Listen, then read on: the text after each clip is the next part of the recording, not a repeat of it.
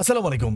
২০২৬ সালের প্রেক্ষাপটে এআই টেকনোলজিকে সাথে নিয়ে বাংলাদেশ থেকে কি অ্যামাজন কিন্ডেলে ব্যবসা করা আজও পসিবল কিনা, তাও আবার ইউএসএ অ্যাকাউন্ট দিয়ে।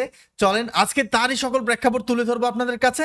সাথে আরও একটি প্রশ্নের উত্তর দিব যে আমরা একটা ভিডিওতে বলেছিলাম যে আমাদের ইউএসএ অ্যাকাউন্টের যে কোয়ালিটিটা বা এই যে সার্ভিসটা এটা আর কেউ দিতে পারবে না। তাহলে এটা কেন বললাম, তো চলেন শুরু করি। এখন সব থেকে বড় প্রশ্নটা আমরা যেটা পাই যে অ্যামাজন বাংলাদেশি অ্যাকাউন্টটাকে আমরা না ইউজ করে অ্যামাজন ইউএসএ অ্যাকাউন্টটা আমরা কেন ব্যবহার করব, আর কেন এটা দিয়েই আমাদের 2026 বলেন, 27 বলেন, 28 বলেন, এই প্রেক্ষাপটে আমাদের কাজ করতে হবে।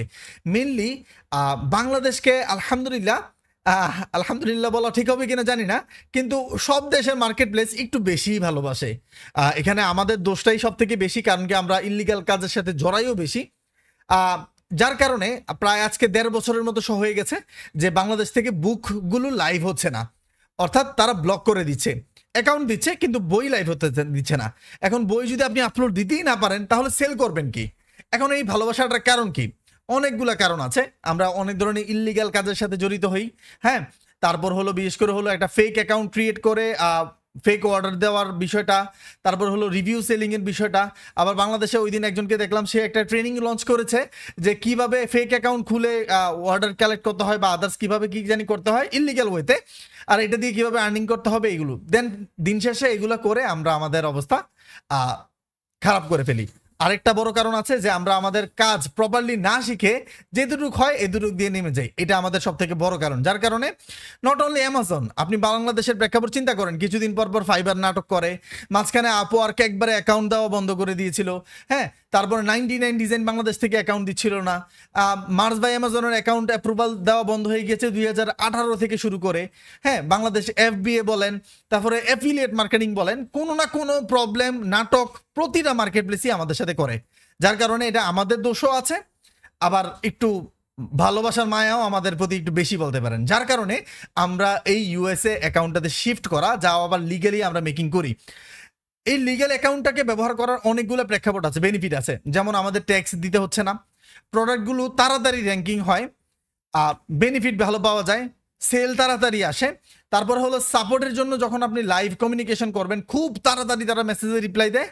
আর আপনি ইউএসএ পার্সনের লিগ্যাল ইনফরমেশন যখন ব্যবহার করবেন উইথ অ্যাকাউন্টের আইপি মেনটেনেন্সটা সহকারে করবেন, তখন আপনি যখন কোনো একটা প্রবলেমে পড়বেন তো তারা সাপোর্টটা একটু অন্যরকম ওয়েতে দেয়, যেটা আমাদেরকে কোনোদিন দেয় নাই। যার কারণেই হলো আমরা এই ইউএস অ্যাকাউন্টটাতে শিফট হওয়া। এখন আজও কি এটার প্রয়োজন আছে? জি, প্রয়োজন আছে। কারণ কি, অ্যামাজন এমন একটা মার্কেট প্লেস যেখানে প্রতিটা মার্কেট প্লেসের মানে ফ্রিল্যান্সারের দিন শেষে স্বপ্ন এই মার্কেট প্লেসটাতে কাজ করা, আর এখানে অনেক ইনভেস্টমেন্ট লাগে। ঠিক আছে, কিন্তু এখানে অ্যামাজন কিন্ডাল এমন একটা প্ল্যাটফর্ম যেখানে কোনো ধরনের ইনভেস্টমেন্ট লাগে না, আপনি শুধু আপনার স্কিলটাকে কাজে লাগিয়ে এখানে কাজ করতে পারবেন আর আর্নিং অপরচুনিটি তৈরি করতে পারবেন অনেক। যে এই যে আমাদের 11 নম্বর ব্যাচ মাত্র অ্যাকাউন্ট ঢুকছে, হ্যাঁ, তারা কিন্তু অলরেডি সেল পাওয়া শুরু করেছে। প্রতিটা শেয়ার, প্রতিটা আর্নিং আমরা কিন্তু শেয়ার করি আমাদের ফেসবুক পেজ, আমাদের ফেসবুক গ্রুপটাতে, আপনারা দেখে নেবেন, মাস্ট বি। সাথে আমাদের যে আর্নিংগুলো হয়, আমাদের যে প্রোডাক্টের রিভিউগুলো হয়, আমাদের অ্যাকাউন্টের যে স্টেবিলিটিগুলো কেমন হয়, এগুলোও কিন্তু আমাদের গ্রুপে ও পেজে শেয়ার করি। তাই এগুলো দেখবেন, বুঝবেন, বুঝার পর সিদ্ধান্ত নেবেন যে এত ভালো একটা অপরচুনিটিওয়ালা মার্কেট প্লেস কেন আমরা ছেড়ে দিব।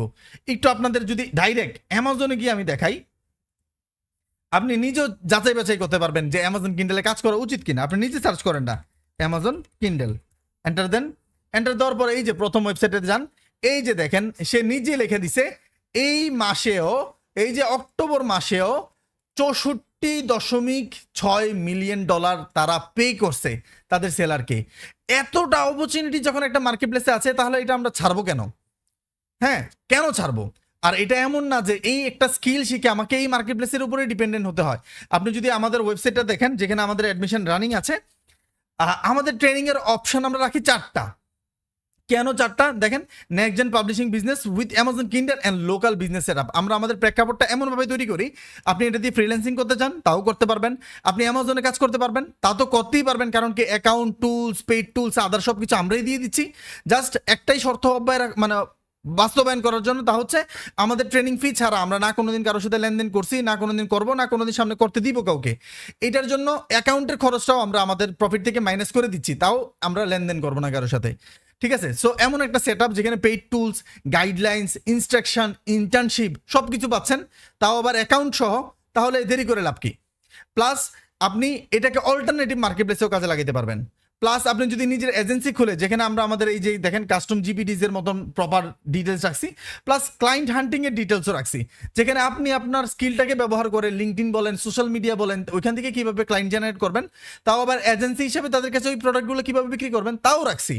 প্লাস এই দেশে, আমাদের দেশে ওই এক্সাক্ট প্রোডাক্টগুলো আবার কিভাবে বিক্রি করতে পারবেন আমি তাও রাখছি। তাহলে এমন একটা অপরচুনিটি কেন আমরা কাজে লাগাবো না? এবার প্রশ্নটা আপনার কাছে যে আপনি কেন শিখবেন না। আর আরেকটা বিষয় যে আমাদের একটা প্রশ্ন করেছিলেন একজনে, যে আমরা কেন যে কোয়ালিটিটা মেনটেন করি এটা অন্যরা কেন মেনটেন করতে পারবে না? কারণ কি ভাই, সব থেকে বড় কথা দাম বেশি, খরচ বেশি।